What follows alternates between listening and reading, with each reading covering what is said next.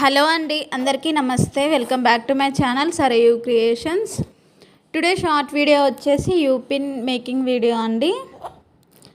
ఇక్కడ నేను 3D డిజైన్లో చేస్తున్నానండి. బిగినర్స్ కూడా చాలా ఈజీగా చేసుకోవచ్చు. వీడియోని ఎక్కడ స్కిప్ చేయకుండా లాస్ట్ వరకు చూడండి. చాలా బాగా వచ్చింది యూపిన్. ప్లీజ్ అండి, మన వీడియోస్ కనుక ఫస్ట్ టైం చూస్తుంటే లైక్ చేయండి, అలాగే మీ ఫ్రెండ్స్ అండ్ ఫ్యామిలీస్కి షేర్ చేయండి.